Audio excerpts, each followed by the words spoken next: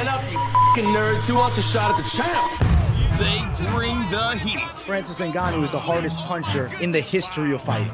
They bring the knowledge. If you think this fight is going 5 rounds, you are out of your mind. They bring you the picks. The dog is getting it done in this one. We deliver every single week. We're bringing the heat, ladies and gentlemen. The money line. Don't miss it on the MMA Experts channel each week. The Money Line. We are live. We're talking UFC St. Louis, which is an exciting card. We got Derrick Lewis, Nascimento in the main event. It's a fight night in front of fans, so I'm more excited about it than usual. Hope you guys are doing well. I am AJ, joined as always by my guy Mike Finch. What's happening, my man? Celebrating UFC 301. It was a good card. Our picks were looking pretty good. I hope some folks made some money. I hope you take a percentage of that money and give it back to us so we can keep running this show. I thought UFC 301 was a fun card. Some surprises, right? Controversial decision, of course, but I had a lot of fun. And now we got a nice fight night to look forward to. These fist fights are pretty good for a fight night. So AJ, I'm in a good mood. I am as well, and I'm looking forward to chopping it up back and forth about this card here. But before we do that, we have to look at what went down on Saturday last week. You guys have heard my thoughts about the decisions, but Finchman has got to drop his opinions on some of the matchups, yo. So let's first start it off with our main event, which went down Saturday. Pantoja, Erceg, it was 301. I personally scored it for Erceg, and I know some people seem so against that, and then there's a flip side that seems so for it. There's not really too many neutral grounders. I think that damage does trump all, and I think due to that being the new way of scoring fights, how my brain is now auto-scoring is, okay, most damaging moments for Steve Erceg will win him the round over control time. But to be fair, the way Pantoja fought in the older era, right, before they decided to go damage trumps all, is probably a winning performance. So I understand people that maybe thought Pantoja won looking at the fight in that aspect. But when you're telling me to judge the fights and you give me the criteria and you really state that damage trumps all and negates everything else. So I have to say, I think Steve Erceg deserved the win due to those scoring, rules. But regardless of that actually being that the scoring criteria they follow, that's a different conversation. It's Brazil. They're not USA, so maybe they're still figuring it out. I mean, didn't we factor that in? Yeah. Folks, it wasn't that a part of this fight the whole time. You guys remember what we said during the breakdown. I said, this is in Brazil, so the crowd, so you have to factor that in when you're doing these picks. These fights aren't happening in a vacuum. So the people were like, they were in Brazil, and some of the Brazilian fighters got some things going their way. Yeah. What else is new? Like, you remember when Michael Bisping beat Anderson Silva in the UK? You know, that shit didn't happen in Vegas, okay? No. Maybe, I don't know. But I'm just saying that being in Brazil was a part of this experience here. Steve Erceg was the away team. So, I was already, when I gave you guys the breakdown, I said the takedowns for Pantoja would be the difference. I like to listen to multiple voices here, and I've heard a prominent voice in our community say that people are dummies for having picked Pantoja. Hello, he won the fight, Now, Chael Sonnen scoring at 5-0 for Pantoja. It's Chael. That's Chael. Uncle Chael. That's Chael. It's about as Chael. Chael. Chael's wilding out. Let's give Chael 5. So dunce hat for Chael. With that being said, this was, I think, down to the wire in the 5th round. I mean, I thought it was 2-2 going into the 5th. I think that takedown was key. Now, I know somebody's screaming back there, it's about damage. I know, but damage isn't the only thing. It's not the only scoring criteria. Whoever does more damage. Then I could just not watch the round. I'll look at the end whose face is more fucked up. Or if Jack Shore's shin is bleeding out the arena. All right, who did more damage? That's not what we're doing. So damage is the most important thing, but it's not the only thing. I thought the takedowns and controlling where the fight took place was very key, and I thought it would be. And they're in Brazil, so of course he gets the edge. Was it 4-1? No, I thought it was 2-2 going into the 5th. I think the 5th round was competitive. Let me leave you with one more thing, because I'm going to do my live after this. After our show, I'm going to not because I had a couple drinks Saturday night. I mean, let's be honest. Am I good at scoring fights when I'm hanging out with my wife? Couple rum and cokes in, maybe not. So I'm gonna do sober rewatch, okay, and then I'll be live after this to give you my breakdown. I had it Pantoja 3-2.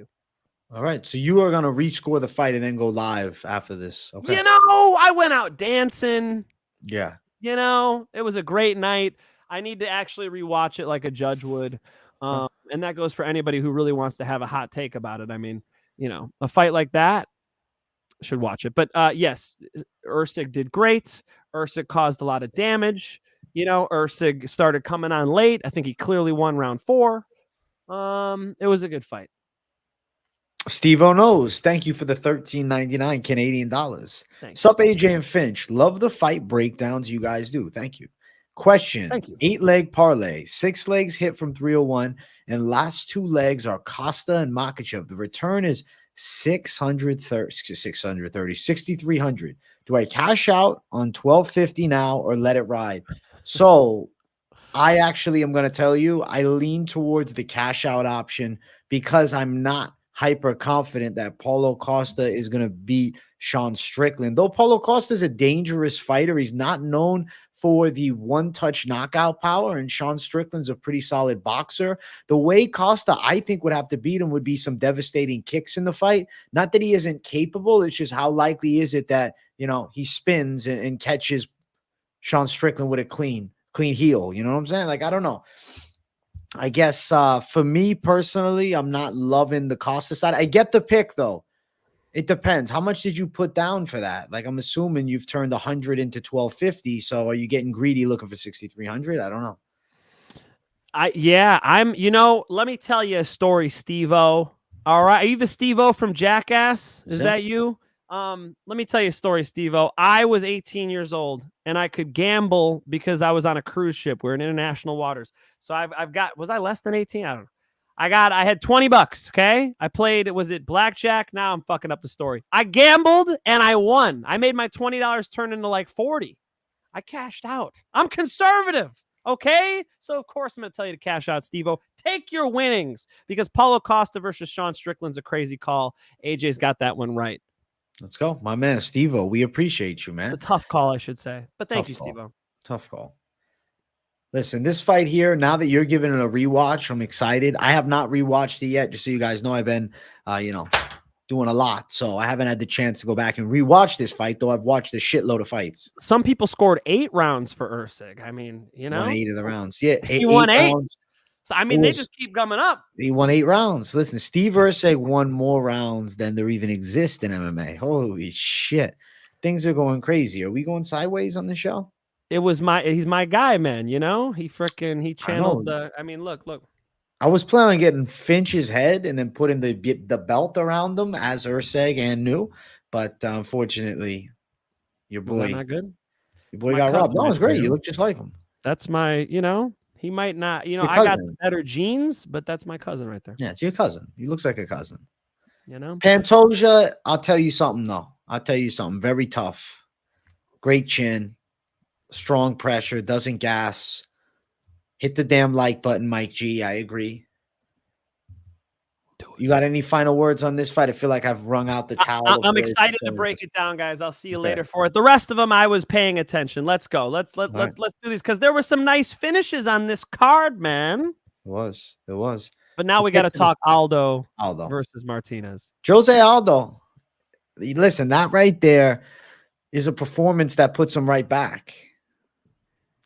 It was epic. He looked great. Southpaw orthodox. He shut down the kicks, right? I mean, come on, man. Watch my breakdown. Tell me where I went wrong.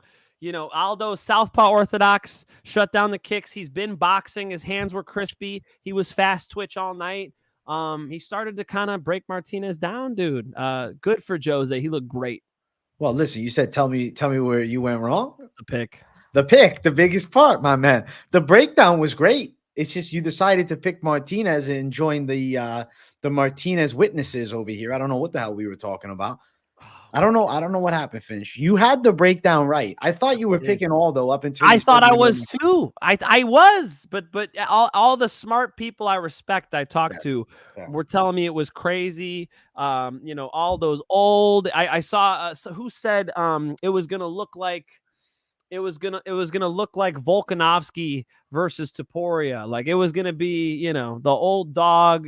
So I don't know why I ended up going with Martinez, but I told you guys not to bet on it, not to bet on Martinez, and that's why Jose Aldo's it, man. And he's in Rio where he's been boxing. You know, he's had a couple boxing matches recently. Like he wasn't just taking time off. He wasn't just off the couch.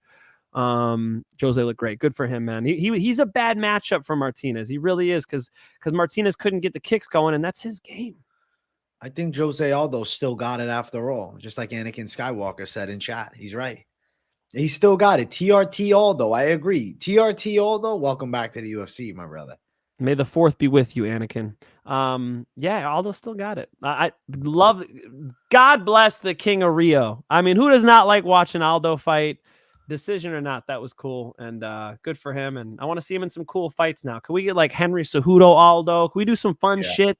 Give me some fun shit. That's probably it. I think that's a good matchup. I think that you just called it. Henry Cejudo versus Aldo makes a lot of sense to me. The Dominic Cruz fight was initially proposed, but the way that he put it on Martinez, I don't know if Cruz wants that smoke, but I'm down for it. I'd be happy to see Jose Aldo give Dominic Cruz a beating. You know what I'm saying? Yeah. I think there are some cool fights to be had with Jose right now. But it could be a title. What about the Conor McGregor rematch? Nah, he's too small. He's at 35 now. What's he going to bulk to 170? Conor would love that. Conor would love that. He's too small, man. He's too small. He'll fight Conor at 170. Don't act like he ain't going to fight Conor at 170. Do you think he's going to fight Conor at 170? No. Yeah. So what is he going to do? 135, 45, 55, 65? So what is he going to gain? 40 pounds? They were the same size a decade ago. They'll be fine. They'll be fine. You know? Bantamweight versus welterweight? What are we doing now? Come on. He's in Brazil. They'll figure a way out to put some muscle on him. I don't know. I think stay at 35. Maybe him and O'Malley if he gets another win, though. I'd be cool with that. Sugar Sean O'Malley and who? Aldo. And if Aldo? If Aldo wins another one, Sugar Sean's smooth with it, man. I'm not saying he isn't, but it'd be a cool fight. I think Sugar Sean might put it on him, but that's because of where we're at right now. I mean, you know, Aldo looked good, man. Props to him. Let's go. Jose Aldo still got it. Takes out Jonathan Martinez. Did you see my weigh-in recap, Mike? I said about Martinez. I said he looks like the type of kid in high school that is all quiet, strange in the corner, and he kills cats in his spare time. You know, you know, when he did that first face-off with Aldo, I'm like, there's beef. Yeah. You know, Martinez seems like a nice guy. I guess. I don't know. Let's keep running back. Fight before that was Anthony, the real champ on paper, Smith versus Vitor Petrino. Listen, Anthony Smith got a guillotine early in the fight. It was 2 minutes in. The thing about Petrino that's frustrating is he's got all the capabilities to destroy Anthony Smith, but unfortunately, the brain power just seems to be substantially less than the physical output that he's able to play. Petrino was doing well in the striking. I don't know, maybe his leg was bothering him a bit. He decided to blast double leg and just try to elevate Anthony Smith, where I'm like, bro, go to a fucking single. Just shoot a single. He's fine. Like, can you imagine? Can Petrino not high crotch him, DC style? Yeah, of course. Like, I don't understand. The double leg, to me, when you're taking on a guy, especially with the frame of Smith, the slender, long arms, good submission game, you shoot a double leg like that, you're putting yourself in danger. Specifically, then you elevate to allow Smith to now tighten it up, slam him down. He makes it even tighter. I personally feel like Petrino's double leg was sloppy. It was like a lazy double, a disrespectful double. I disagree about not shooting doubles. I do think you could shoot doubles on anybody, but the mistakes were so obvious. And it's the problem here, AJ, and the reason why you're right ultimately is because it's Petrino shooting the double. Petrino box his face off, dude. He was killing him on the feet. There was such a speed difference. I mean, Petrino could have just controlled him on the feet all day. Why are you shooting? You think his leg was bothering him? Maybe. I'm trying to reason with it. What other reason to shoot? That made no sense to me. Wow. Then after he shoots, he gets caught in the guillotine. What does he do? Dumps him, and you're right, lets him sink it in deeper. And then when a guillotine's all the way in, what do they teach you as a white belt in jiu-jitsu? Never tap until you roll to your back. When you roll to your back, especially a big dude like Anthony Smith is going to have to make some adjustments. They can't stick with you very well. Their forehead's going to be on the mat. Their hips are all going to be messed up. You can put your hands on their hips and get out. Rewatch Volkanovski get out of the guillotine from Brian Ortega. You put your hands on the hips, you kick. Did he do any of that? No, he tapped. He tapped like it was a white belt jiu-jitsu class, and he didn't get his blue belt yet. I just feel like Petrino let him off the hook. Petrino could have won that fight and made decisions to not win that fight. Note taken, because out of my 5 locks I gave out, Petrino was the one who fucked it up. Well, the thing with Petrino is low IQ. That's all I can make it out to be. I mean, it didn't make sense. It didn't make sense. I think with Petrino, though, we have to give slight bit of, I don't want to say take it easy on him with it, but we have to just hold our punch for one little barb. He is only 26 in the light heavyweight division. Yeah. Well, yeah, that part. And we talked about how Anthony Smith's shot was by submission. I mean, me and you both said that, right? Yeah. I know I did. I said, Lionheart, he's gonna be just outstruck on the feet all night. Big speed difference, big explosiveness difference. But there is a pathway for him to win by submission. He got it done. Respect Lionheart. He's still got a little fight left in him. I'm not confident in him moving forward. Saying Petrino's low IQ is giving him way too much credit. That's funny as fuck. I think that Petrino fought like an idiot.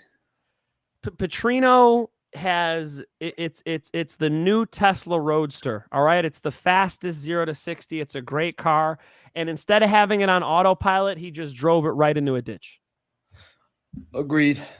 You drove it into the ditch. I mean, maybe he'll be back soon, though. I mean, he could turn around pretty quick after this one. I mean, the athleticism difference was that Tesla Roadster versus a scooter. Yeah. And as long as you keep the scooter on the road, you'll win the race. Yeah. Let's go. I mean, Lionheart just had to be patient. Let him make a mistake. Shout out Pacu, too, because Pacu, he told me all week he's playing sub on Smith. Great call, my brother. Respect. Respect. Listen, right, respect, dude. Can't hate on somebody when they get the pick right, even if their pick was outlandish. Good work, man. Let's go. Let's keep running backwards. Fight before was the breakout performance for Michel Pereira at 185.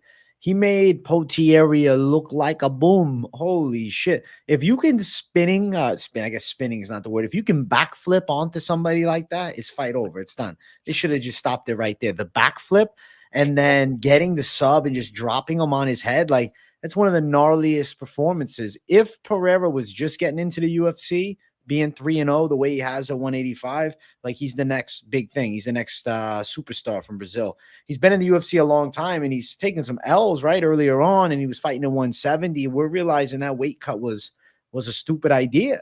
That weight cut was a waste of time.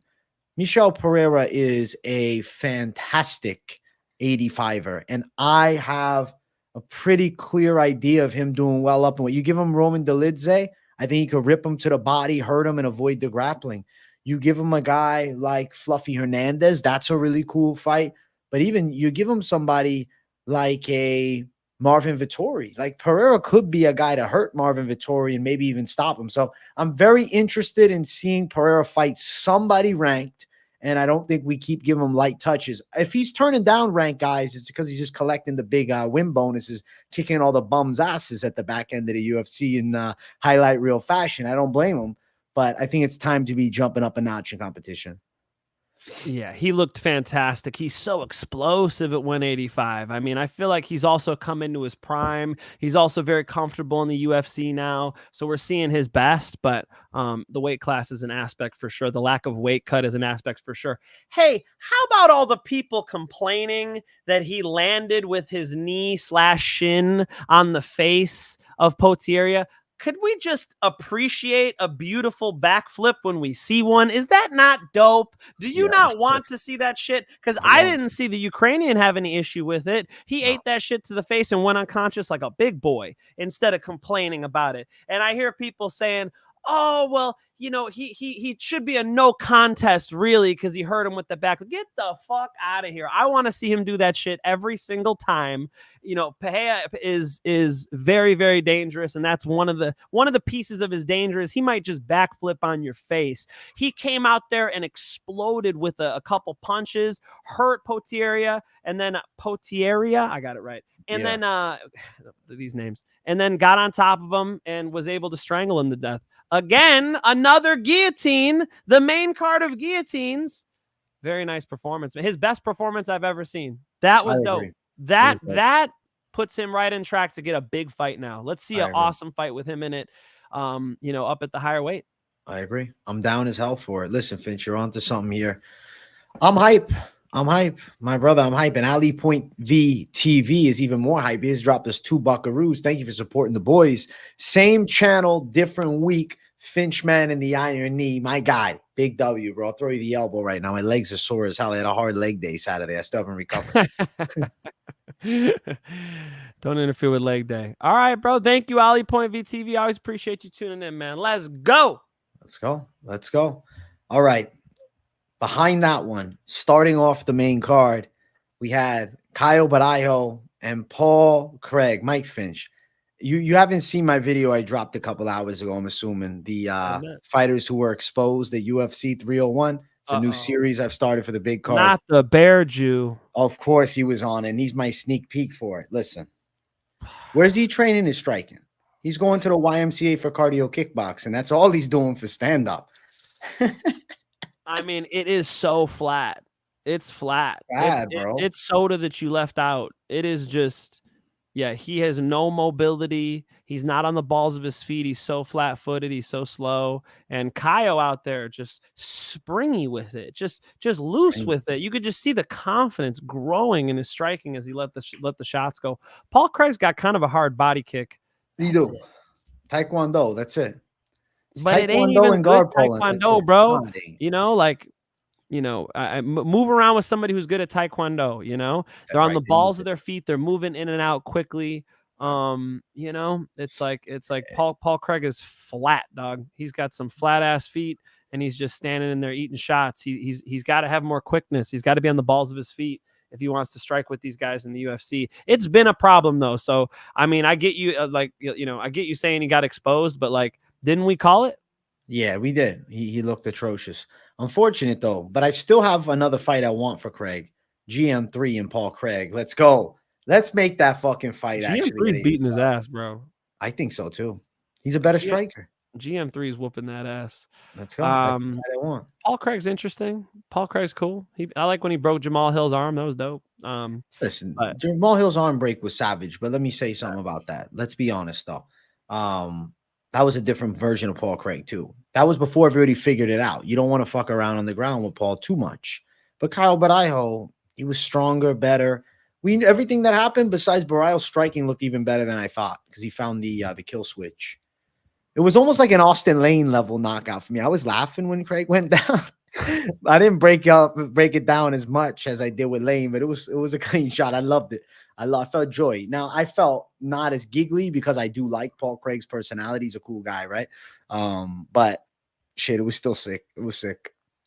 It was a one-sided ass whooping, and it was Baralho swinging the hammer, man. He went out there and killed it. So we called it though. I think that one was easy to see. I'm not impressed. I'm not surprised. I was a little impressed actually by Caio's striking, but when you're out there with somebody who's not quick like that, like when you're twice as fast, and you're kind of loose and the other guy's stiff, you tend to look your best because you don't feel there's any consequence. And that's the way he fought, man. Caio looked good and, got the finish we thought he would. Listen, before we jump to this week's card, I want to just shout out special performance of the night. Rufi absolutely looked awesome and as good as advertised. Destroyed Jamie Malarkey. He's the Brazilian Conor McGregor. This is it. This is the look. This is the style. This is the flash. And putting it on Malarkey like that was very impressive. He already's jumping ahead and calling towards Makhachev. He has a win over Magomed Aliyev, a training partner of Makhachev. So I get that there's, a little bit of a connection between the two. let's see what he does the next couple fights, but I will be eyes glued to the screen, man. Rufy is a guy that I'm following, and I think that he's somebody to get behind, man. I'm a fan of Rufy. Breakout performance. I mean, first round knockouts, nice, but the next Conor McGregor, I see the chat saying it too. Yeah. Calm down, guys. We'll see. Time will tell. We'll see. That's a big call, though. We'll see. Hey, and listen, Mitterbeck Orabai, who was my post-weigh-in lock. I needed something, and I went Chalky Locky Orabai. Yeah. He beat Brenner in a good fight, but damn, I was shitting my pants when it was a freaking. They took the point. Probably a 9 round. They took the point, and Brenner's winning. I said, "Oh my god, it's going to be a draw." And then the jab at the end drops Brenner. Grab. Hallelujah! Yeah, the fence grab, bro. Hallelujah! Yeah, hey man, Brazil ain't trying to have Brazilians lose. No, fuck you guys thought it was. Right, it's Brazil. Good performance, good fight.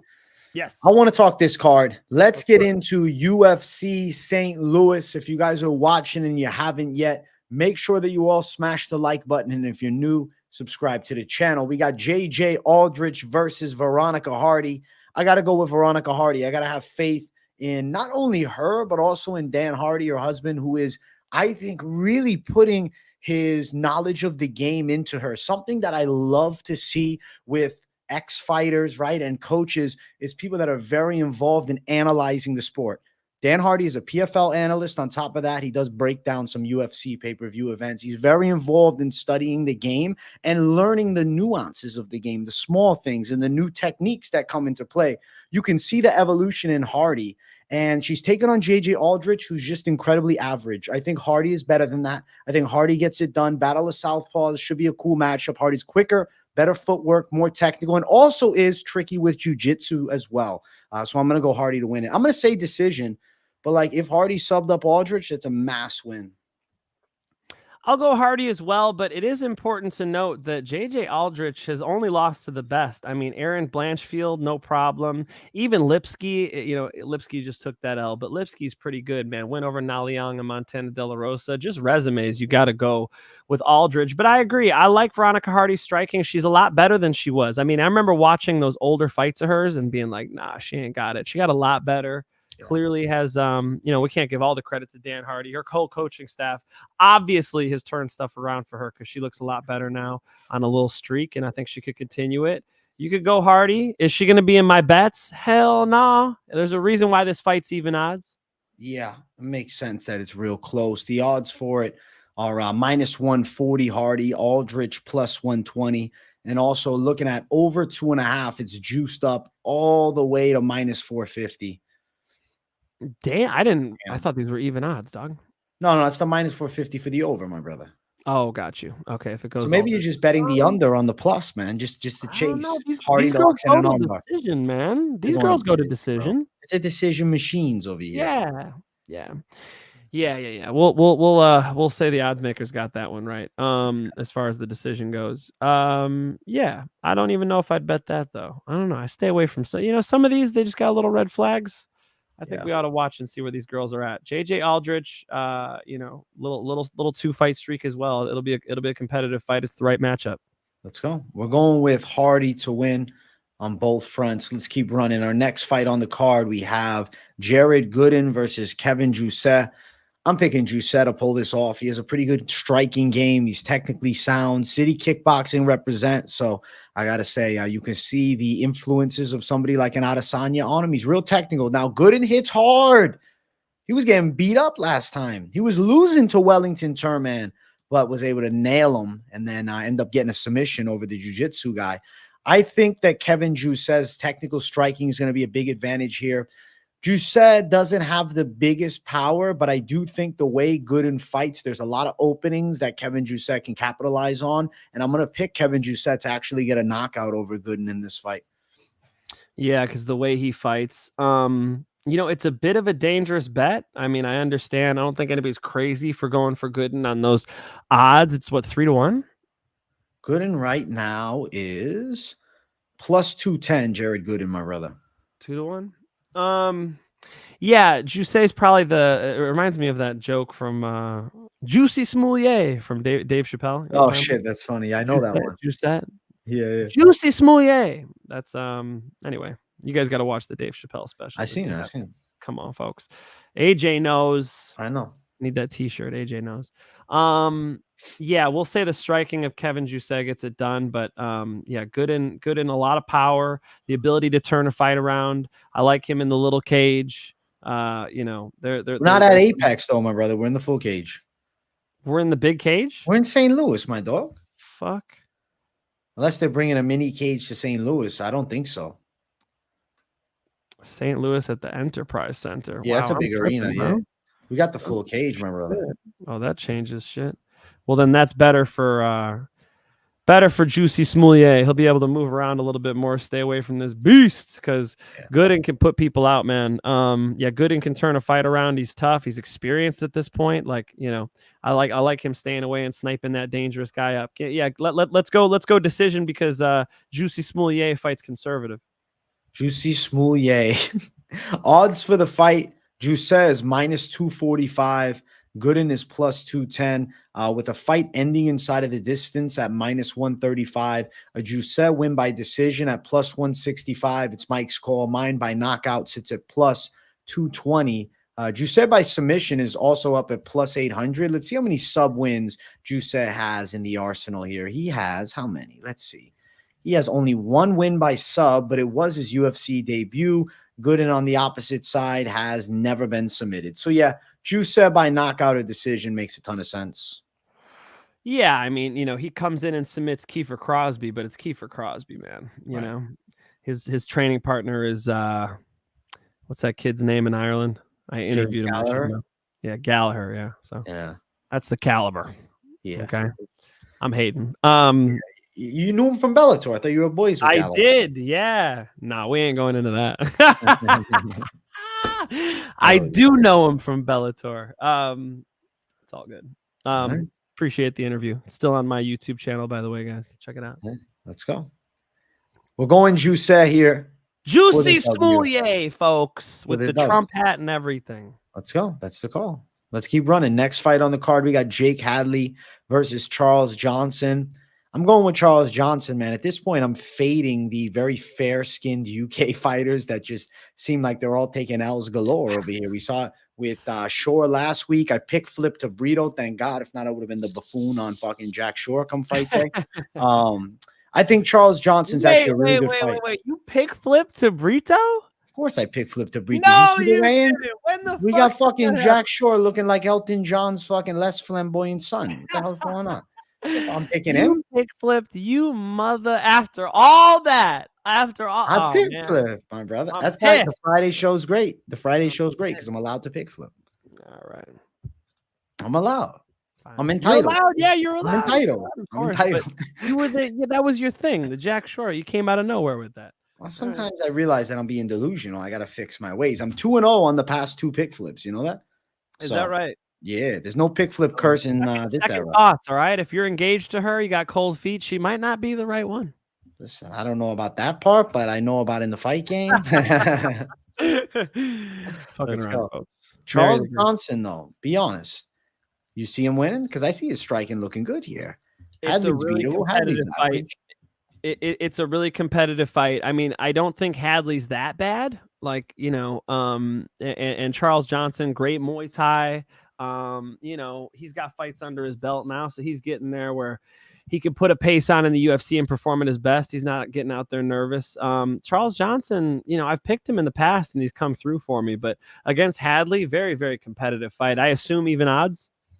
The odds for the fight are -164 Hadley, +144 Johnson, with an over 2.5 at -260. Wow, I was kind of leaning Johnson anyway, so that's nice. All right.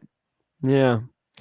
Yeah, this is not Cody Durden, you know. This is not even Estevam. I think he could beat Jake Hadley here. It's probably a decision. That's the only way Jake Hadley's ever lost. And I think Charles Johnson could get 2 out of 3 rounds because he could deal with him on the feet, you know. You let Jake Hadley get out in front of the striking and he might put you out, but Charles Johnson's Muay Thai is pretty nice. I think he'll handle it 2 out of 3 rounds, 29-28. Charles Johnson biting down on that mouthpiece, being a complete mixed martial artist, but especially being able to deal with the striking of a Jake Hadley. You know, I think the odds for decision are interesting because it's only +200 for a decision win. And that's the way that I do think it's going to end up going down. But it's interesting to see only plus 200 on a decision for Johnson, and he's already, you know, upwards of a plus 150 favor or underdog rather. Yeah, it's interesting. Does he win a decision or does he knock him out? I think he probably decisions him though. You know, right?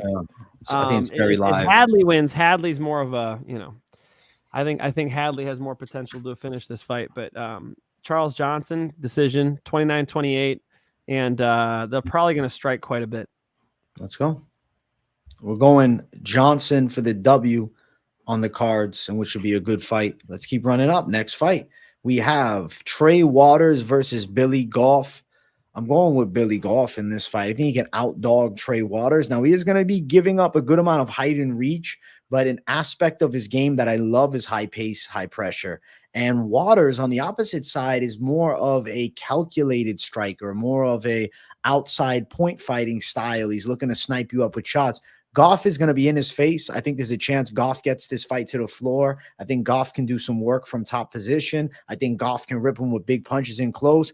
I think Goff is going to end up breaking Trey Waters. I don't think Waters can deal with the pace and pressure, man. I think the output from Goff is a problem, and I think he's going to pull this one off, dude. I think it's a TKO.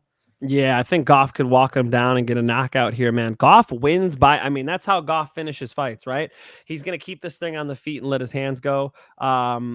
Waters is not going to be able to match that. I think first round. You think first round he gets him out? You think he dusting him, man? Holy shit. I mean, come on, man. We're in St. Louis. They're going to turn up a little bit. That St. Louis crowd is pretty rowdy. Apparently, Brazil wasn't that rowdy. I don't know. I keep hearing people say that. Maybe they're out of their mind. St. Louis is going to have Derrick Lewis. Yeah, they're going to be going nuts. Well, right now, looking at Billy Goff's game, he is Mr. KO.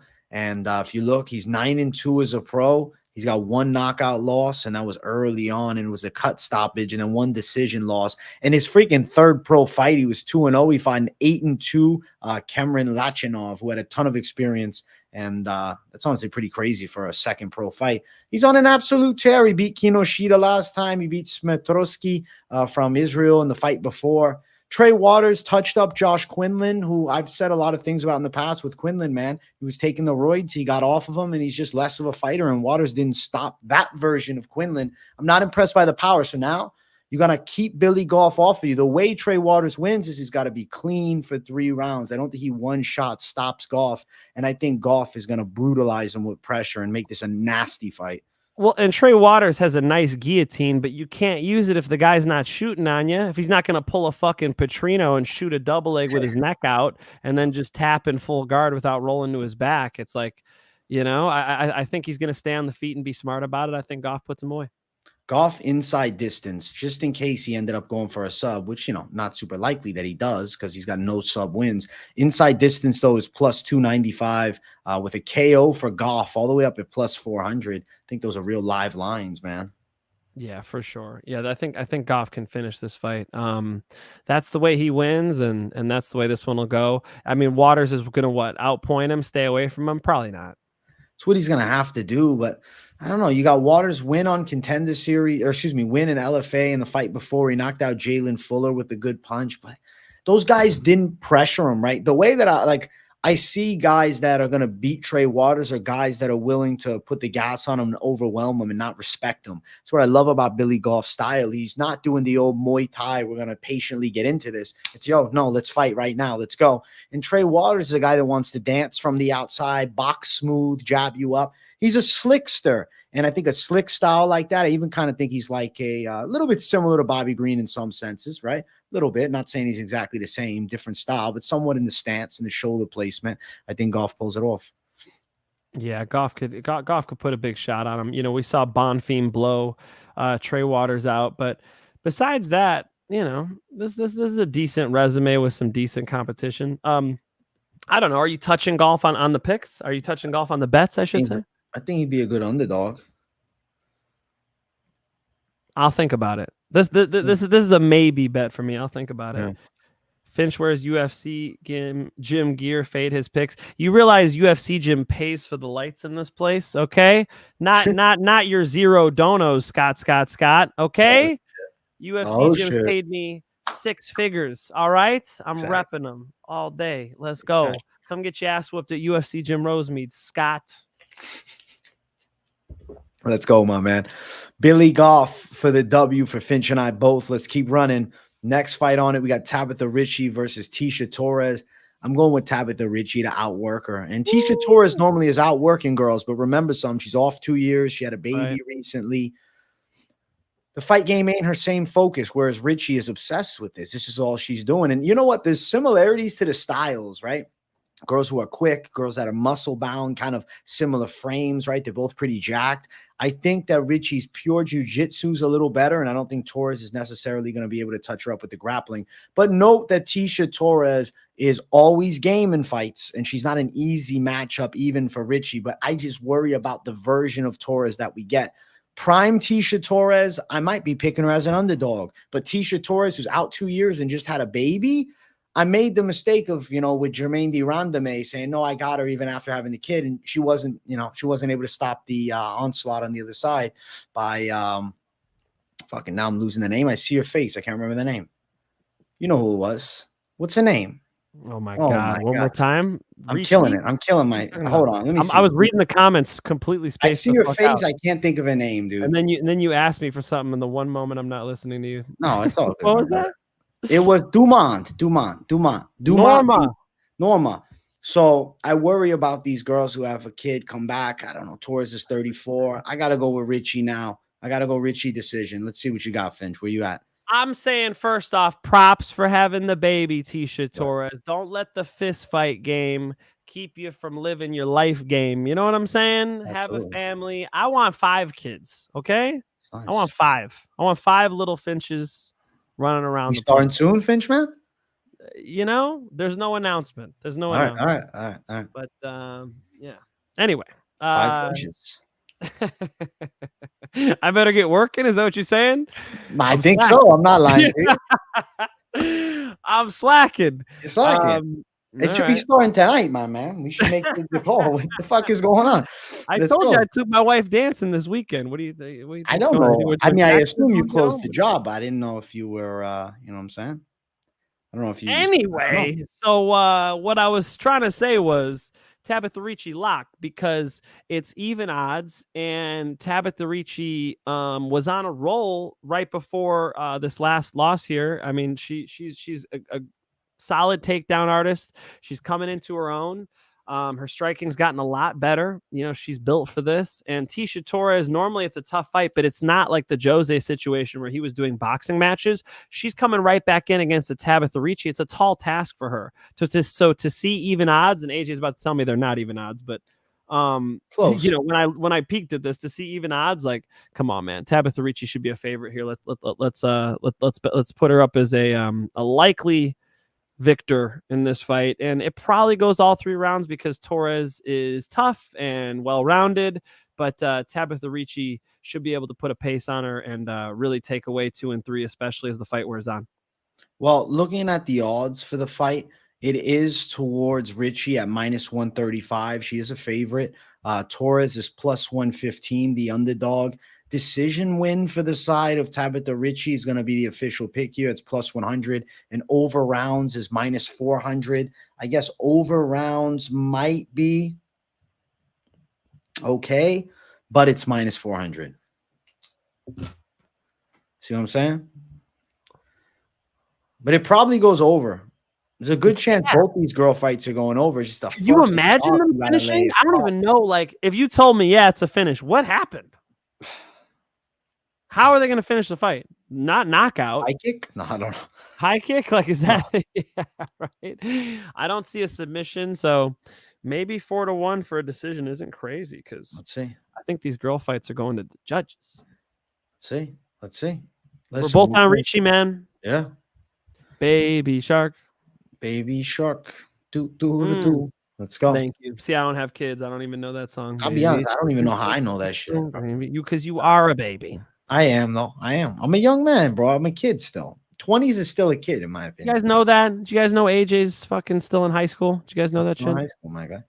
Listen, I'm in the 9th grade. I just look old. You just keep repeating the grade, right? You can't get out of it. Can't get out. I don't know what's going on. You know what I like about high school? I just keep getting older, and all the girls, they stay the same age. I heard that line. That's funny. Family Guy. Holy shit. That's funny. I'm just kidding.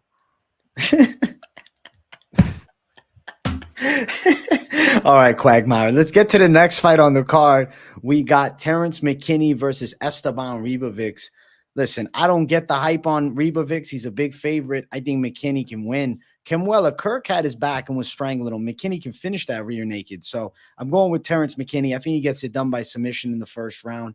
If he's not beating Esteban Ribovics, I think that McKinney's time in the UFC is continuing down, and I don't think that's the case. Ribovics is okay. He's 12-1, but I think McKinney's better. Ribovics got a nice record on paper, but look at the style. I mean, he has okay hooks, but they're kind of looping shots. McKinney's the more powerful puncher. I think he's the more explosive guy. He's got the better jiu-jitsu, especially early. Where we worry about McKinney is that he falls apart after the first round. Yeah, man.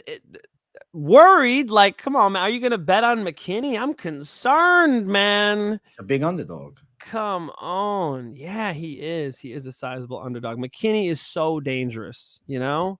I met him at a Bellator event in Washington. What a nice dude. Good kid. I get to call him a kid. That's how old I am. No, he's 29. He ain't a kid. It's almost your age, bro. He's almost my age, actually. Yeah. I'm 49 for those of you that don't know. Fuck, man. McKinney or Ribovics? I could see a McKinney KO, but how do you bet on him when he keeps fucking up, dude? Sadikov choked him. The Bone Theme knockout, but it's Bone Theme. The Drew Dober knockout. I mean, I like that he's had a couple fights back here. He knocked out Mike Breeden. That was nice. I don't know. Ribovics just seems more reliable to me, AJ. I could see Ribovics even submitting him, like, getting something locked up. I would be, hard pressed to see Ribovics do anything in the first couple minutes. McKinney's super explosive, but as this fight wears on, fuck, man, tough pick for me. McKinney is an underdog. It's got to be by knockout. So hit me with the prop. McKinney knockout would be the one way I see McKinney winning this fight. I think submission's live too, bro. It's plus 425 for both. Inside distance, though, is only plus 180. So you're only getting like 30 more points if you're going inside distance as opposed to just money line. But I do think, I don't know, I'm feeling the sub, man. I think he could get Ribovics' back early. I think he can control him in the grappling and choke him out. Ribovics is not that good, man. I don't think so. He's okay. He's okay. But McKinney, he's still got something left. All right. McKinney knockout. But if McKinney fucks this one up, we're roasting AJ next week, guys. Remember this shit. We're bringing this fucking fight back up because AJ talked me into it. And I'm going to be pissed. McKinney's more dangerous. Yeah, I see it too. McKinney can win by knockout, but talk about a guy who fumbles the bag. I mean, be careful if you're betting on McKinney. It better be $5. Listen, good luck if you're on McKinney. I think he's live, man. I think he's live. I think he can as a dog, yeah, it's interesting. McKinney KO first round. Let's go. McKinney to pull it off. I think he's getting a first round finish too. The first round prop from what I saw here is sitting at not really that good of a tag. McKinney first round is actually still kind of not terrible, but plus 275. It's not great. Plus 275 for what? This first round win for McKinney. Oh, really? Don't touch that. Just go McKinney money line, guys. I mean, at dog money, like, be a little conservative, man. I've locked, and I do this on my show after this. I've locked 10 fights in the last two cards. Yeah. The last two pay-per-views, I should say, 10 fights. 9 of them went through, and it's like just locking money line shit, and you'll fucking win. All right, but you bet the first round. I don't know. I'm not good at that shit. I've done the round betting, and I've learned my lesson. Let's go. Let's go, Finch, man. Let's keep running up. We got another fight on these prelims. We got Chase Hooper versus Vyacheslav Borshchev. This right here is a really cool fight because it is the stylistic clash of striker versus grappler. And Borshchev is putting all his time into improving the lacking grappling skills. Chase Hooper is definitely trying to improve the stand-up, but unfortunately, he just isn't a naturally gifted striker, right? He is more on the side of being unathletic, like something like Paul Craig we talked about earlier. There's not necessarily a similar style with Chase Hooper, right? But there's a similar pre-built of human there, which is lanky, lacking kinetic energy in the hands, not horrible on the feet. I think Chase Hooper is actually a little better than Paul Craig at boxing, but Borshchev is high caliber in the stand-up. So Borshchev loses this fight by Hooper getting a hold of him. I think Borshchev could stop Hooper's takedowns because Chase Hooper, though very good with jiu-jitsu, not a maestro of wrestling. So if we're talking about these two being locked on the feet, it's not going to be hard for Borshchev to find big punches.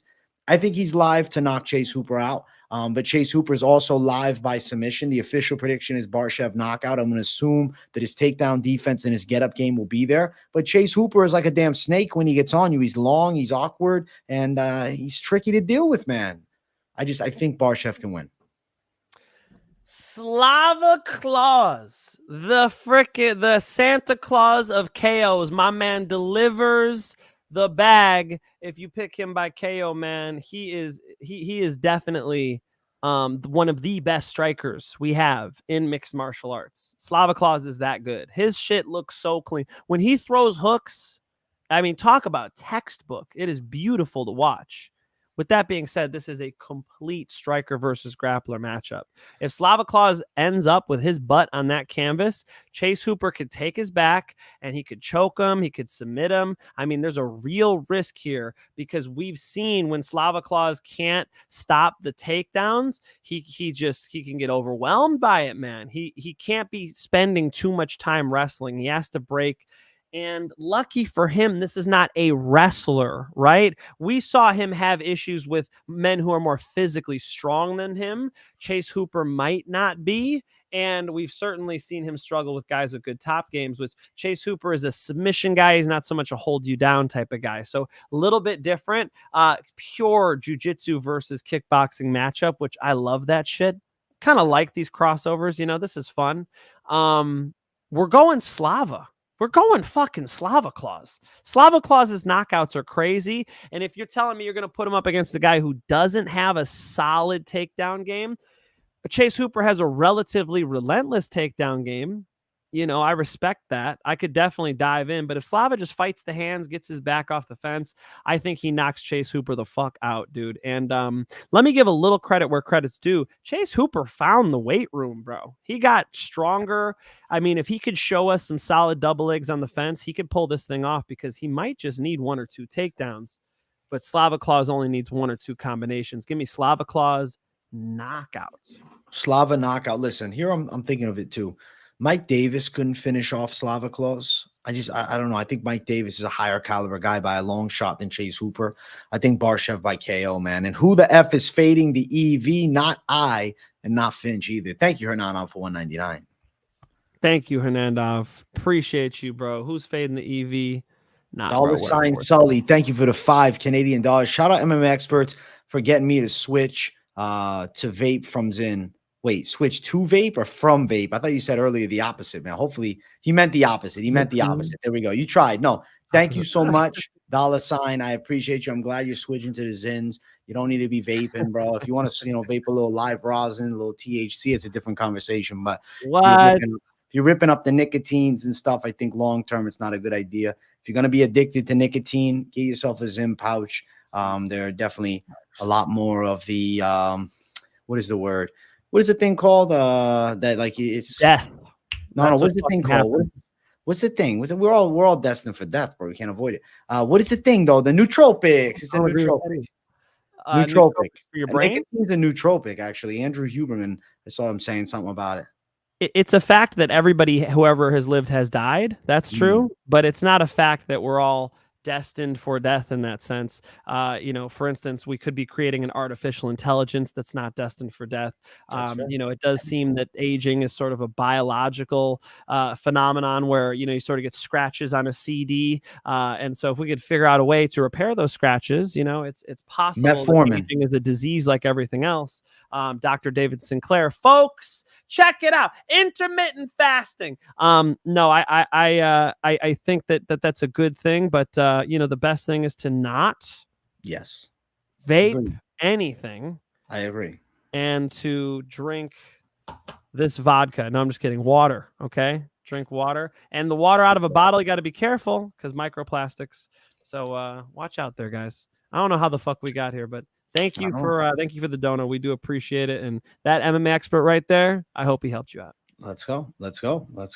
Slava Claus for the W. He's a -150 favorite, +130 for Hooper on the other side. And under 1.5 sits at +105.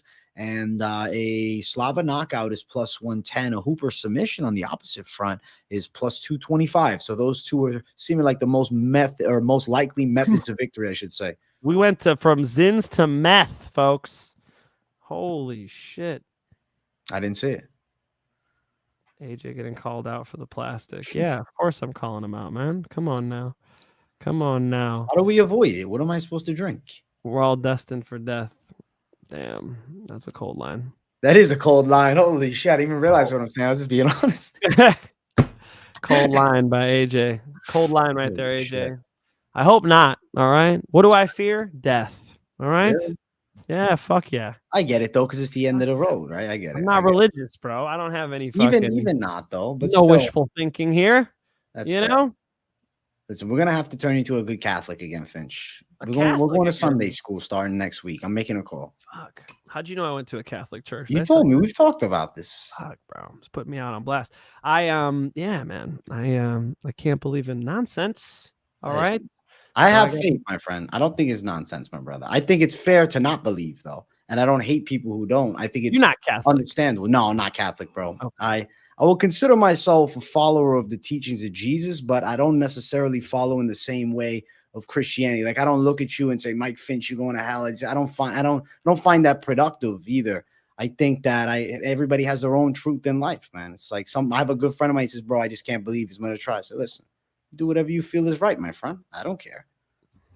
Yeah, I mean, it's almost like fuck feelings, though. Feel is right. I feel like it's more like, figure out things based on evidence, think from first principles, use the scientific method, find the truth. The truth matters. It matters what is true, sort of fuck your feelings type of thing. Like, it's like I would rather live forever in some type of heaven. That would be great. But that would be great. Look with a telescope and I look around, it seems like all the other planets are kind of fucked up. This seems like the good one. So what if this is heaven? Enjoy it, folks. That's my advice from today. Okay. Enjoy this life. You're living heaven right now. Let's go. I agree, my brother.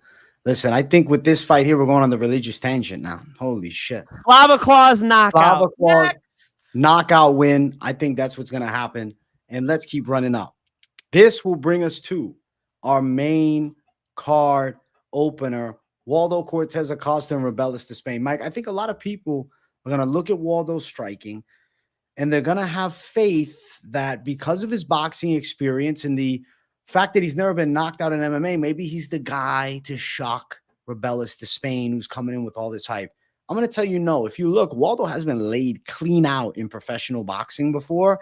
And I think Rebellis Despaigne with a 4-ounce glove, the way that he moves, the way that he strikes, it's going to be a successful night. I'm going knockout in the first round. I don't think Waldo's at the level of Despaigne. And I personally think that Rebellis Despaigne's striking is phenomenal. And I really think he's going to end up making it towards the top 10, bro. At heavyweight, the skill set that he has, the freakish frame, there's so many things that I like, man. Comes out there like this, bro. He's fucking walks out there like this. He throws a high kick. He falls on his ass. Like, dude, my boy's a little wild. A little bit of a wild style. Waldo's got, he's got the boxing background. I don't know, man. You seem confident as fuck. You had a hot take on this one, dude. I listened to your Sunday show. Damn, you came in hot with us. Okay, I didn't know who I thought was gonna win, but you were like all day going to Spain. I mean, he finished Parisian in 18 seconds. What does this take? 19? Like a little longer. You know, Waldo's got to tie up with him if he wants to slow him down. I see some red flags for Despaigne. First of all, he fought a bunch of cans so far.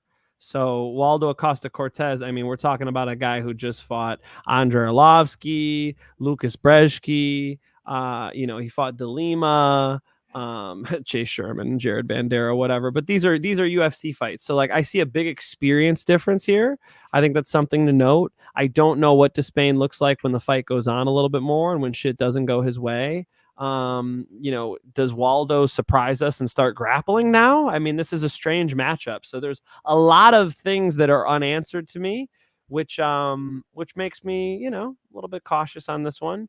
I don't know. I feel like taking Waldo just to spite you at this point. I feel like we got to be on the opposite side.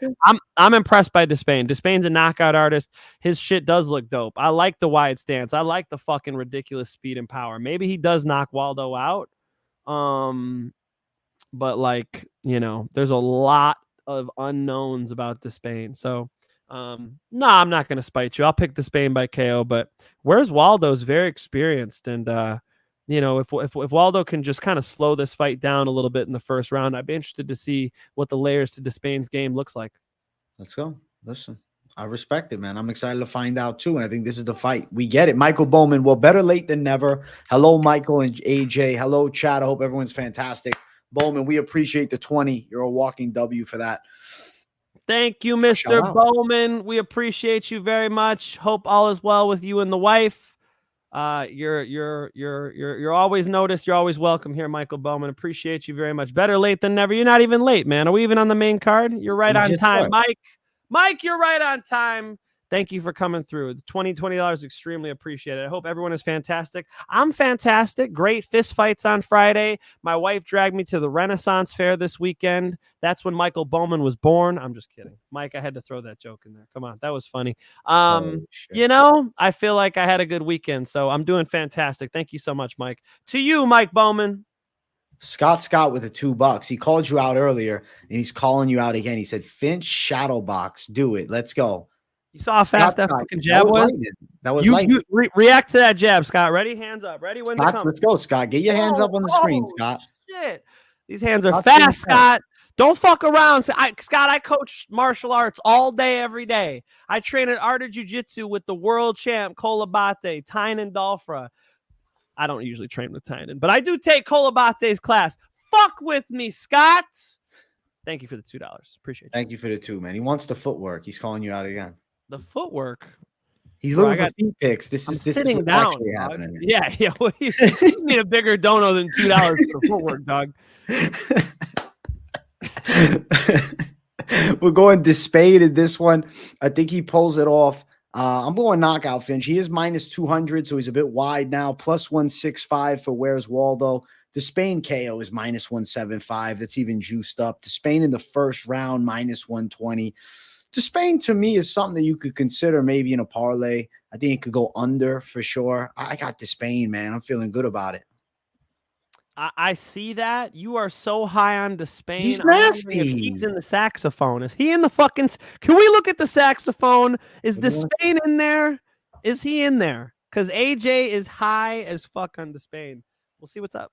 Let's see. We're going to find out a lot about Despaigne this Saturday, and I think he's knocking out Waldo. Don't front, Paku. Don't front. Paku slipped. Nah, dog. Paku you didn't even see the uppercut I put under there, bro. You didn't even see it. You went right into it. He went out. Listen, Despaigne is the guy. For me, Despaign's the guy. I think I'm on the fence, man. I would have to really dive deep and sit on this one. Despaigne's got a lot of reasons to be excited about him. A lot of unknowns. So when I see somebody with a lot of unknowns, it's not as bettable, you know? I respect it. We'll see, my brother. We shall find out. We are picking Despaigne on both sides, but my confidence a little higher than the Finch man's. Let's keep running. Next fight on the card, we got Bruce Leroy, Alex Caceres versus Sean Woodson. I think Sean Woodson can get a decision over Bruce Leroy Caceres. Woodson's long as hell, works well with his boxing, not easy to control and take down. And Alex Caceres chose to kickbox with Giga Chikadze.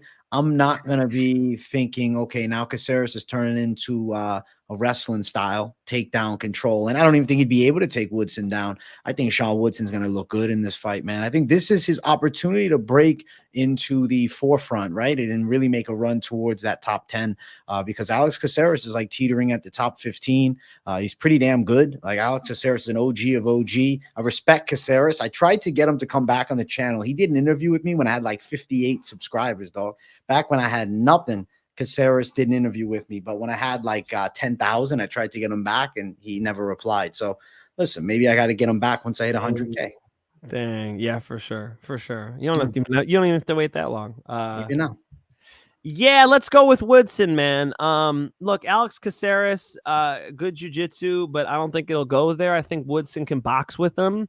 And, Woodson's coming into his own. He's cleaner with it. He's got Alex Caceres does well when he's taller and longer and using that Taekwondo range. I think Sean Woodson's going to be fine out there. I think Sean Woodson's going to like being out at that Taekwondo range.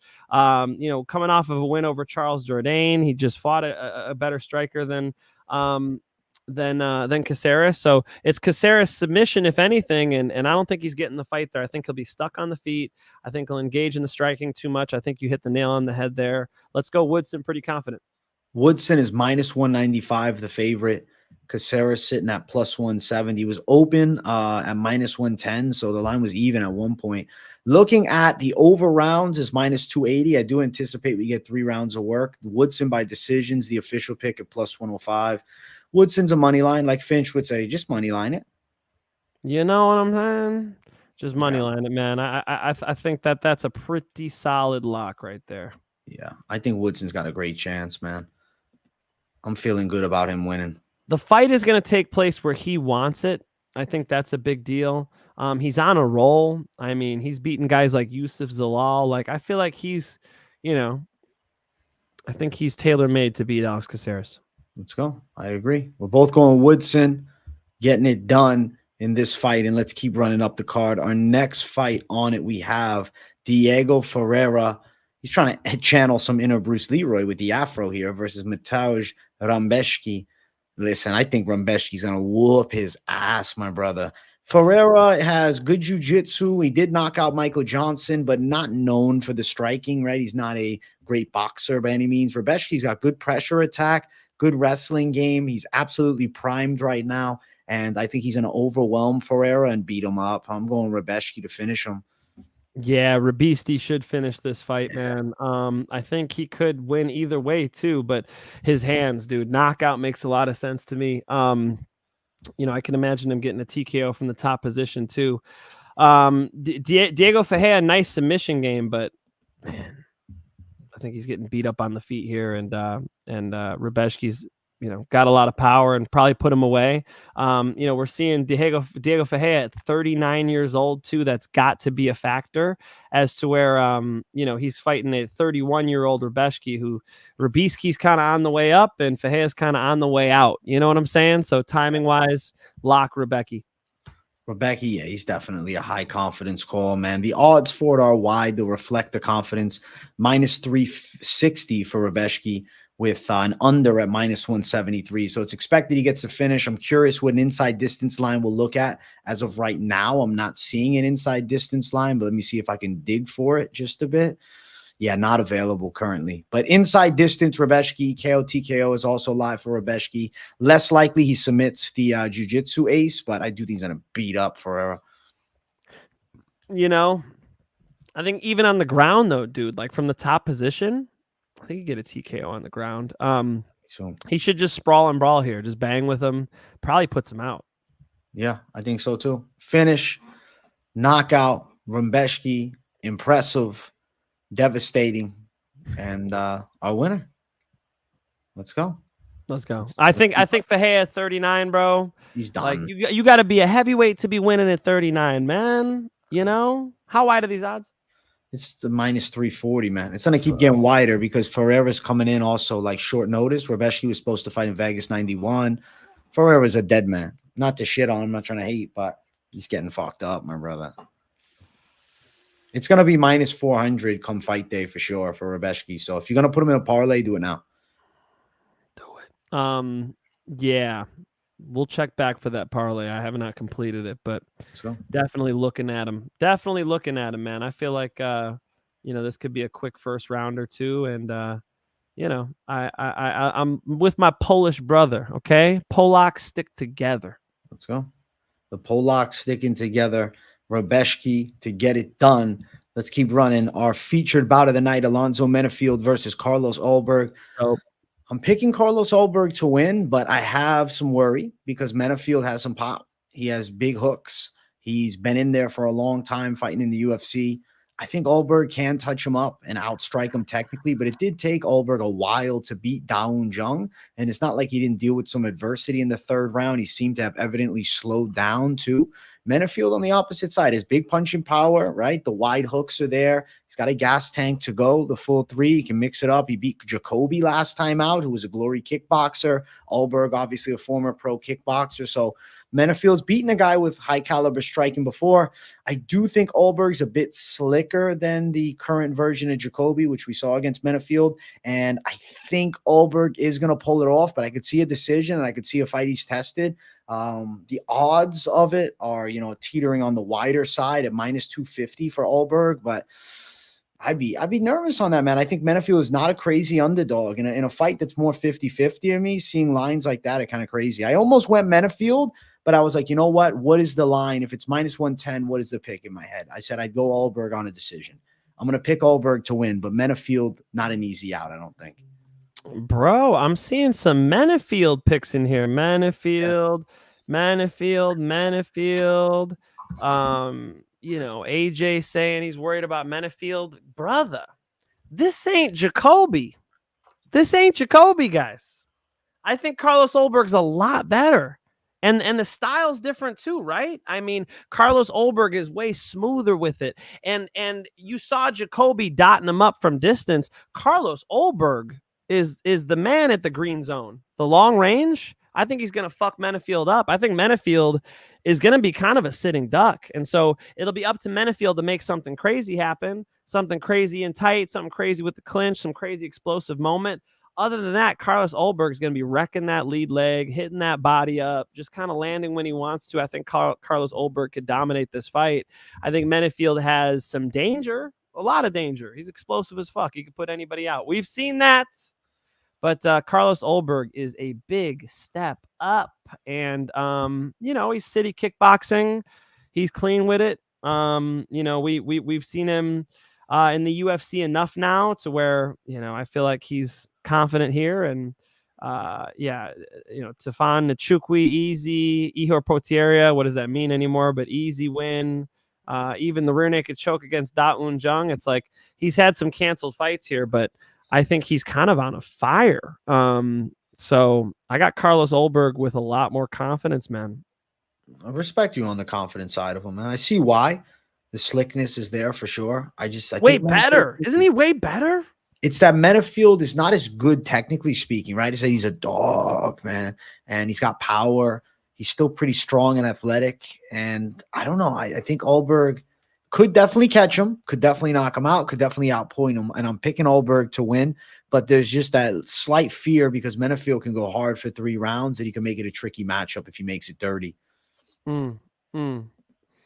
Yeah, I mean, I'm trying to, because here, I just saw this one. Skywalker says Menifield has better wins than Ulberg. I mean, Dustin Jacoby, who, that was a good fight. Jimmy Crute is pretty good. Misha Serkinov, I mean, I guess.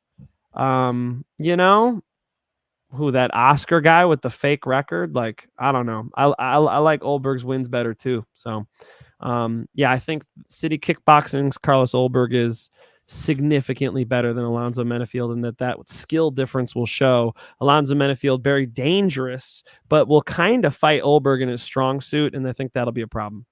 Let's go. I respect, man. I'm going Ulberg for the W for now. I think he'll take Menifield, but very tricky fight.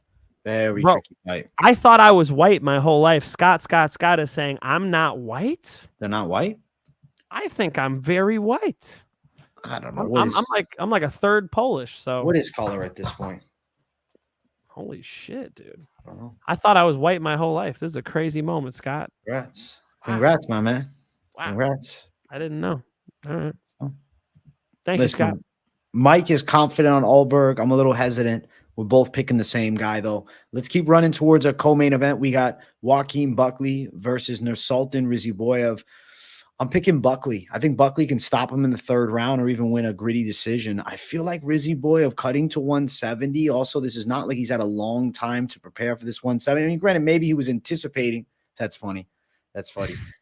Maybe he was anticipating this run at 170, but I mean, not long ago, Ruziboev won a somewhat controversial knockout over Sadiquis Dumas. That was what, March 30th? And I'm assuming like he's taken a little time off from like the hardcore training, right? At least a week or two. So March 30th is a month and a week out. Let's say, what is it, 6 weeks from then? He's now already back in there. He's taken on Buckley and he's down 15 pounds. And Ruziboev's already lean going to 185.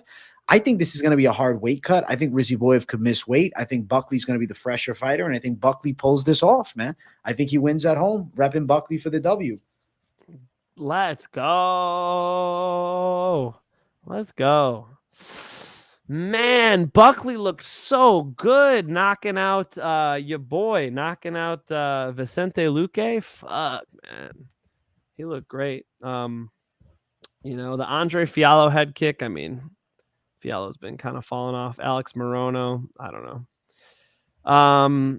This is a good fight, AJ. This is a really good one. This is a tough one to call. I mean, I like the momentum that Buckley just scored himself. He looks to be really dangerous right now. So it's going to be hard to, you know, just take him down and submit him for Ruziboev. But, and I think this is a big test, you know, this is not Cedric Dumas. I mean, No. this is a primed Buckley who's really, found a way to be a full mixed martial artist now. Before he was kind of this like explosive kicker. Had that crazy highlight early on where got his push kick caught and did a jumping, spinning back kick to the face, which really put him on the map. And then, you know, found some wins and losses. So this will be an interesting one. I'm very excited to see this fight. This is like maybe the fight I'm looking forward to most on the card. With that being said, I think Ruziboev can get it done. Look, Buckley's probably going to be hard to take down. But when he does get taken down, I could see him getting his back taken and sub, dude. I think Ruziboev could rear naked choke him. Really? Maybe I'm nuts, though, because Joaquin Buckley might just fuck him up on the feet. I mean, Joaquin Buckley's on fire. Full disclosure, I picked against Buckley in the Vicente Luque fight, and I had to eat that one because he fucked Vicente Luque up. So, you know, props to you for picking him, and really cool matchup. It wouldn't shock me at all if he came out there and was able to knock Ruziboev out. But I think that Ruziboev can climb on his back and choke him. I'm going to go out on a limb and say he can do it. Oh, I respect you on that side. Note that Buckley has not been submitted as a professional fighter. But odds for the fight have Ruziboev as an underdog. So you're going dog here, plus 136. Buckley minus 156. The over 1.5 is minus 150. Looking at Buckley to win by KO, it's plus 110. A decision for Buckley sits at plus 425. A Ruziboev submission sits at plus 500. And Buckley to win in round number 3 is plus 750. I do think he's live in that third round. Yeah, he is, man. Yeah, for sure. This fight could go a lot of different ways. Clearly, the guy who's more explosive, the guy who's going to be the one who can jump and spin and do something unexpected is Buckley. Ruziboev, knockout power for sure. And, you know, more of that bread and butter ability that I'm looking for. You know, and at dog money, like, yeah, bro. I'm going with the EV. I'm respecting the EV, and I'm also respecting the people in chat. They're telling you guys, hit the likes. Over 200 people watching. Let's run the likes up. I'd like to see at least 100 likes live by the end of the stream. If you're watching this on replay, shout out to you as well. We don't forget about our replay gang. Finch, man, we're going for the side of Buckley on my front, Ruziboev on yours. Good fight either way. I'm excited to see who takes it, my brother. And let's jump to our UFC St. Louis main event. If you guys haven't, smash the likes. And if you're new, subscribe to the channel. We got Derrick Lewis versus Rodrigo Nascimento. I think that this is Derrick Lewis's fight, man. Nascimento has never impressed me. He's 11-1, but he's kind of like an extra large, skinny, fat Brazilian who doesn't have great boxing, has okay hands, known for the jiu-jitsu, but is not a fantastic wrestler. And I don't think he's going to be able to body Derrick Lewis. He's not going to be able to do what Jailton Almeida couldn't. He'll be caught striking with Derrick Lewis, and I think he'll be flat out by the end of it. Nascimento was a victim of the Chris Daukaus run when Daukaus was laying people out. And then look what Derrick Lewis did to Daukaus when they faced off. Nascimento is a dead man in the striking, and I think Derrick Lewis is going to knock him flat out. I'm going to call first round as the official call, but knockout for sure. Derrick Lewis looked good, man. AJ picked him in that last one. I was hating, and Derrick Lewis pulled it off. So, you know, he lost weight. Did he start jogging? Is Derrick Lewis on a diet? He looked good, man. So I'll tell you what, though. Don't bet Derrick Lewis until weigh-ins. You know what I'm saying? Mm-hmm. Derrick's one of those guys. You gotta check on Derrick. Make sure he trained for the fight. You know, make sure he's not cutting weight to make 265 because I don't like fat Derrick as much. But yeah, skinny Derrick Lewis, knockout all day. I mean, it's going to take Nascimento some time to get him on the ground. He's got to close the distance. Nascimento, not really a wrestler. You know, he's going to have to get that fight on the ground. And even when he does, Derrick's got those explosive stand-ups. You know, he makes some work for him. He's got all the big fight experience you need. He knows how to stay patient. You know, it reminds me of like a Yoel Romero where he'll just make nothing happen forever. Just nothing. Then all of a sudden he explodes. Boom, boom, puts some big shots on people.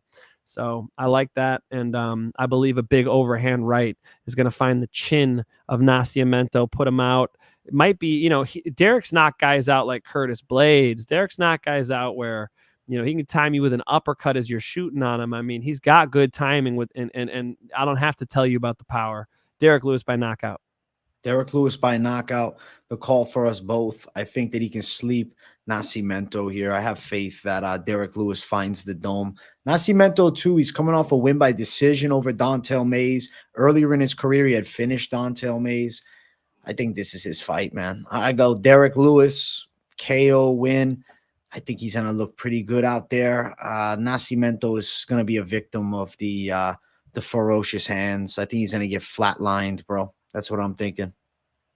I mean, how else is Derrick going to win, you know? I guess he beat Francis Ngannou in a staring contest, but he wins by knockout, dude, you know? And Nascimento loses by knockout. So put those together. I think Derrick Lewis slangs and bangs some big shots, and it kind of makes sense because you know, Derrick's going to be able to move left, move right, be hard to take down, and then, you know, Nascimento slows down a little bit, reaches a little bit. I think Derrick is coming over the top with his big shots, big uppercuts, big overhands, finishes him with the rear hand. Early or late, I don't know. Maybe a little later, but Derrick Lewis has got too much power for Nascimento to stay away from. Let's go.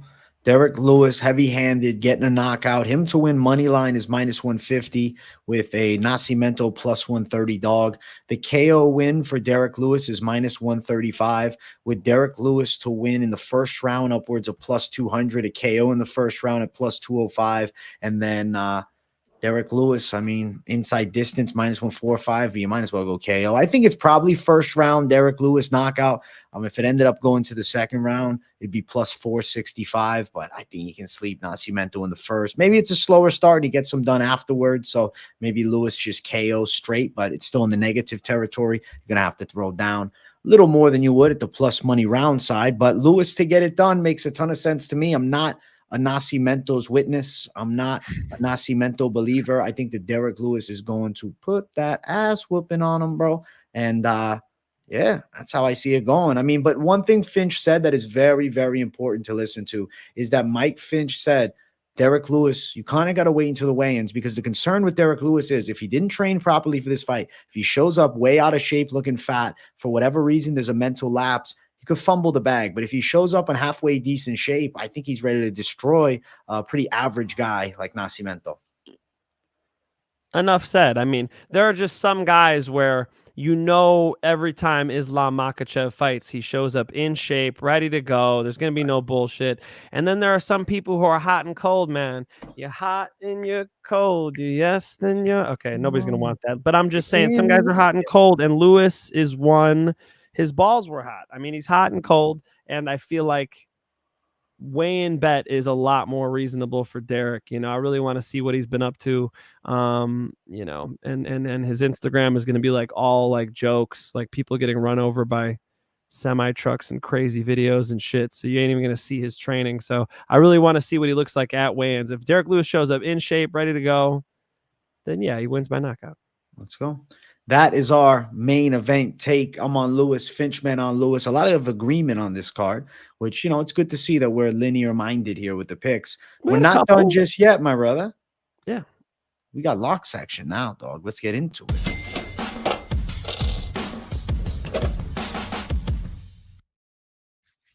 UFC St. Louis lock of the night section, sponsored by Hit and Move. Get yourself some money gloves. Mike Finch. Show them to the people. Look at these gloves. Hit and move gloves, folks. The best. They're not in here because I've been using them.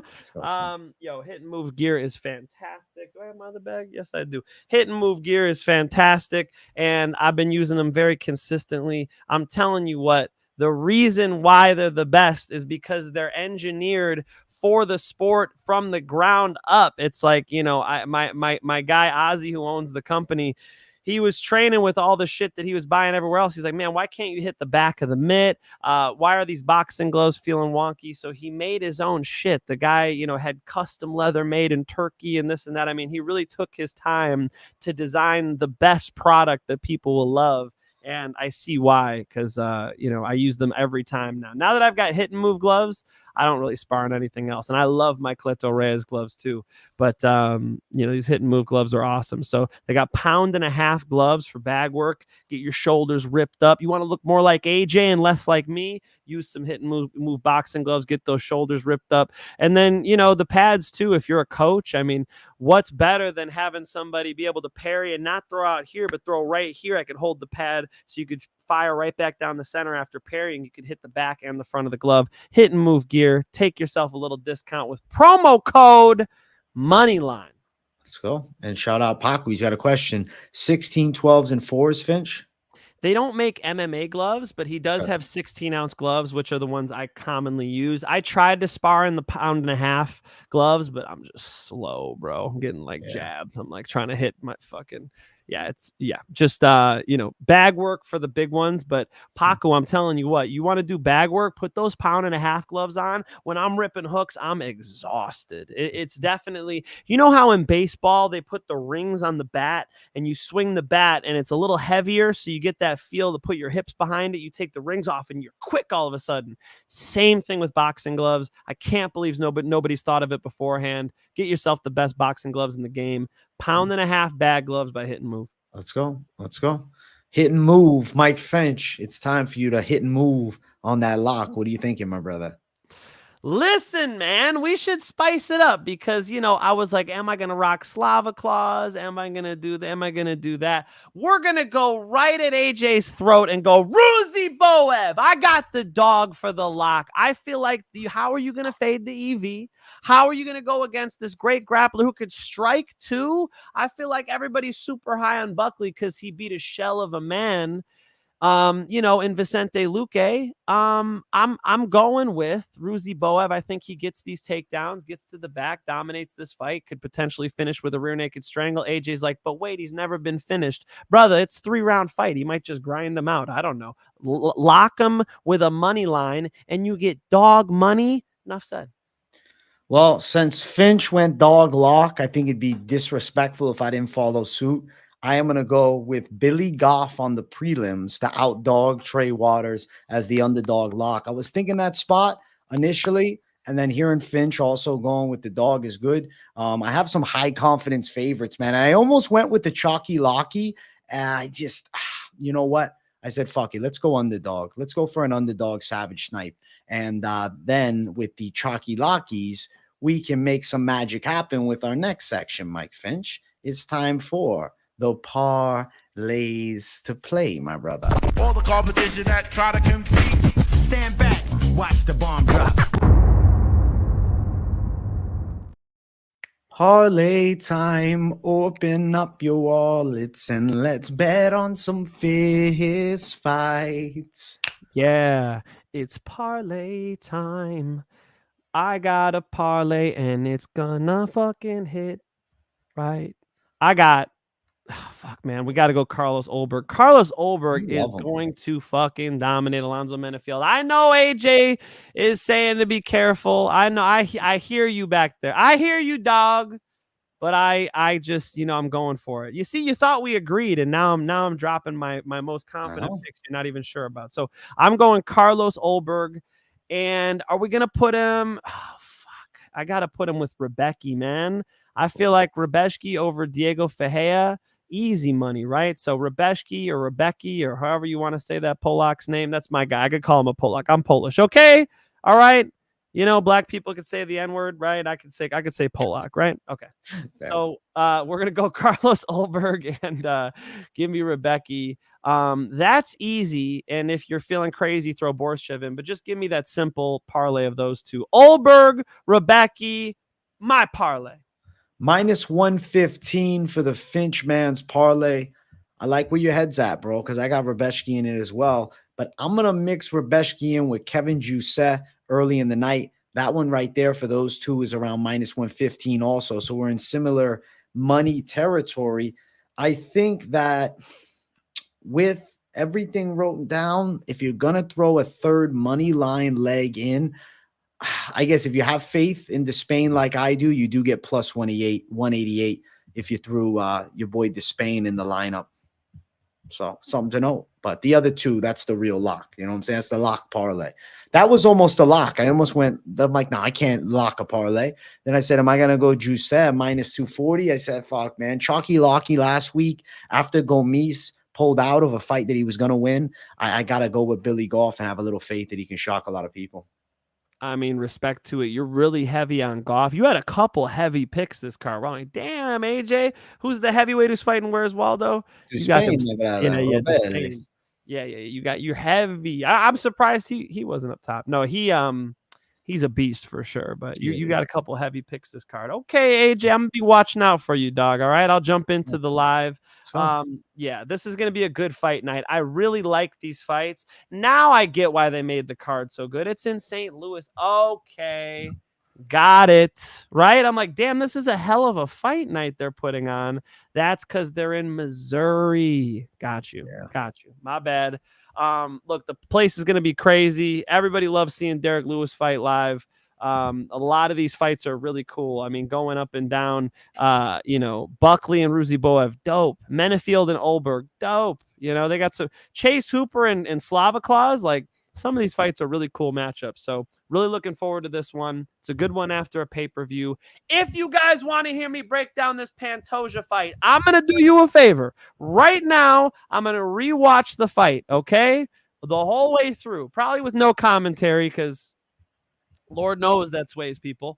And you go the Spanish commentary, bro. Do the Spanish comment? I need to get better at the Spanish, too. Yeah, this girl came to the gym today. She's like, I need a coach who could speak Spanish. Not me. Sorry. Okay, I'll get better at my Spanish. Thank you, AJ. I appreciate that. And I will host a video live. I appreciate you guys when you tune in. I'll be live on my channel. Give me a half hour or 45 minutes or something, and I'll see you guys soon. I appreciate you guys tuning in, man. Listen, make sure to give Mike Finch a sub. Go run over there, prepare for his live in the next half hour or so. But in the meantime, you got time for your boy. I got a video that I dropped earlier. It's a very based video. It's a base series that I started for UFC 300 and the 300 era. All the major cards are going to get this video. It's a new series that I really fuck with. It's fighters who are exposed to UFC 301. If you haven't seen it yet, you're fucking missing out, bro. It's a banger. And Mike, you seen the thumbnail for that thing? Nah, bro. All right, I'm checking. You'll fuck with it. It's savage, bro. Okay. All right. AJ's been going savage mode recently. Here we go. Videos. Oh, AJ with the mean face. We got Angry AJ. Angry AJ. Oh, wow. It's a new avatar. It's Angry AJ. All right. TRT Aldo. Did you put a dunce hat on top of Petrino's head? How dare you? I used the dunce hat reference for Chael Sonnen scoring Pantoja 5-0 against Erskine. So that's funny. We both came out with the who wears a dunce hat anymore? What is this? The medieval times, dude? What are we talking about with the dunce hat references?